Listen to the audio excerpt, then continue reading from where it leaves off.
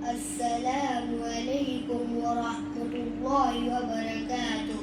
الحمد لله رب العالمين، والصلاة والسلام على سيد المرسلين وعلى آله وصحبه أجمعين.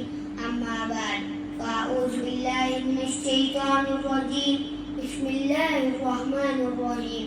ورفعنا لك ذكرك. صدق الله العظيم. محترم حضرات، ابھی میں نے آپ کے سامنے قرآن مجید کی ایک آیت تلاوت کی، اور رفعنا لک ذکرک. اس آیت کی روشنی میں آج میں نے ہمارے اور آپ کے آقا پیارے نبی محمد مصطفیٰ صلی اللہ علیہ وسلم کے مقام و مرتبے کے متعلق کچھ عرض کروں گا. امید ہے کہ آپ غور سماعت فرمائیں گے. حضرات، کوئی ایک شخص کیا ساری کائنات کی ساری زبانیں اگر سید الانبیاء کی تعریف میں مصروف ہو جائیں تو تب بھی آپ کی تعریف کا حق ادا نہیں ہو سکتا، اس لیے کہ آپ تو وہ ہیں جن کے بارے میں عرش والے نے کہا وَرَفَعْنَا لَكَ ذِكْرَكَ کہ مدینے کے دارے دار ہم نے آپ کو عظمتوں کی انتہا پر فائز کر دیا ہے. امام باقر رحمۃ اللہ علیہ اس آیت کی تفسیر میں لکھتے ہیں، جب یہ آیت مبارک نازل ہوئی تو آپ صلی اللہ علیہ وسلم حضرت جبرائیل علیہ السلام سے دریافت کیا، اے جبرائیل، ذرا بتاؤ تو صحیح او بلندیاں کیا ہے؟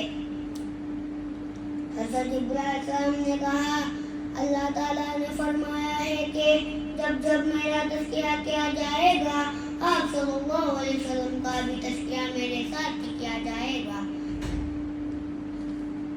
مؤذن ایک دن میں 5 وقت کی اذان جب دیتے ہوئے کہتا ہے اشہد ان لا الہ الا اللہ، تو ساتھ بھی کہتا ہے اشہد ان محمد رسول اللہ.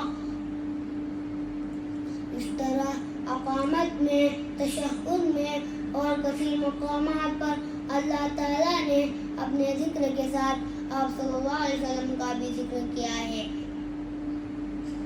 آپ صلی اللہ علیہ وسلم پر ایمان لانا اور ان کی اطاعت کرنا مخلوق پر لازم کر دیا ہے. اللہ تعالیٰ ہم سب کو حضور صلی اللہ علیہ وسلم کی سنت پر عمل کرنے اور اللہ تعالیٰ کے احکامات پر عمل کرنے کی توفیق عطا فرمائے. وآخر دعوانا ان الحمد للہ رب العالمین. السلام علیکم.